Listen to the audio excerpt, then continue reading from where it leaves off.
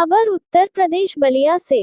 प्रत्याशी सनातन पांडेय को पहली बार बलिया पहुंचने के बाद समर्थकों द्वारा भव्य स्वागत समारोह के दौरान पत्रकारों के समक्ष कही।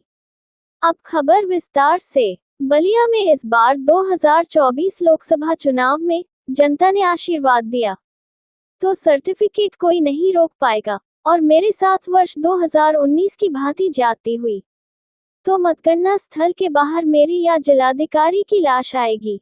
मैं शपथ लेकर आया हूँ। यह बातें इंडिया गठबंधन के सपा प्रत्याशी सनातन पांडेय को पहली बार बलिया पहुंचने के बाद समर्थकों द्वारा स्वागत समारोह के दौरान पत्रकारों के समक्ष कही।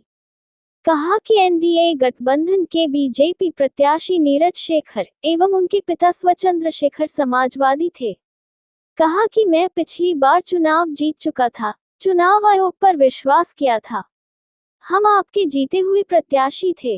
भारतीय जनता पार्टी की सरकार थी जिसने प्रमाण पत्र बदलवाने का काम किया था, लेकिन इस बार संकल्प लेकर आया हूं कि 2024 में यदि जनता ने चुनाव जिताया तो यहाँ का प्रशासन या भाजपा का जो भी तंत्र होगा मेरे सर्टिफिकेट को नहीं रोक पाएगा।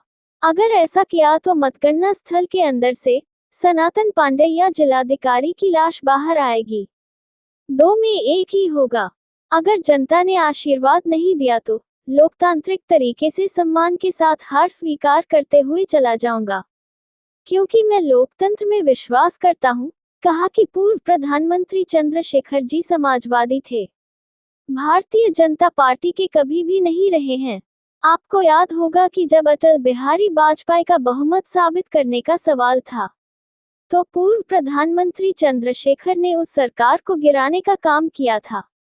जब तक चंद्रशेखर समाजवादी विचारों के रहे हैं तब तक हमारे नेता मुलायम सिंह यादव ने उनको समर्थन देने का काम किया।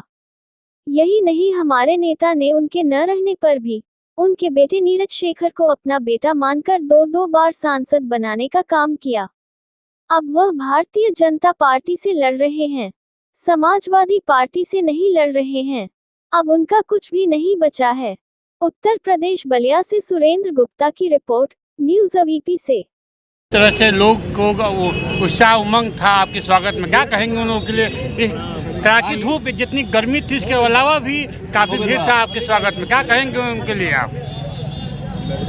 मुझको भी उम्मीद नहीं थी कि इस तरह का जो है ये कार्यक्रम होगा, लेकिन अब मैदान में आने के बाद ये महसूस हो गया कि भारतीय जनता पार्टी से लोग उब गए हैं, क्योंकि उसने जो भी वादा किया था जनता के भी, किसी वादों को उसने पूरा करने का काम नहीं किया।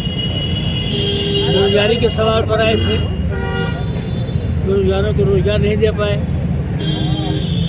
किसानों का आय दुगनी करने के सवाल पर आए थे, किसान के राज्य में हजारों ने आत्महत्या कर लिया।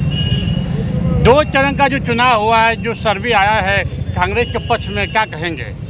आज 400 पार किनारा लगा रही है भारतीय जनता पार्टी। अब भारतीय जनता पार्टी हताशा में है। उसको 2 चरण के चुनाव से महसूस हो गया है कि हम सरकार में नहीं आ रहे। भारत में जो जनता बदलाव चाहती है। क्या मोदी गारंटी फेल हो गई है क्या? देखिए, अगर दल की गारंटी होती तो समझा जाता, एक व्यक्ति की गारंटी पर कहाँ तक आप विश्वास करेंगे? भारतीय जनता पार्टी तो कोई गारंटी है नहीं, गारंटी तो मोदी की है। तो एक व्यक्ति जो है देश की गारंटी ले ले तो हमको बड़ा वो लगता है, हम कैसे सुनते हैं। भारतीय जनता पार्टी गारंटी बताते हैं, हम समाजवादी पार्टी गारंटी बताते हैं कि हम अगर गठबंधन में आते हैं तो हमारी सरकार बनती तो क्या करेंगे। हमारा एजेंडा तो सरकार बनाने पर है, और उनका एजेंडा पूरा मोदी के नाम पर है। तो मोदी का तिलस्म टूट रहा है जी। तो मान के चले जाए कांग्रेस की सरकार बनने जा रही है। सरकार बनने जा रही है। सफाया है इस बार बलिया सफाया पूरे देश में भाजपा के सफाया। ठीक है।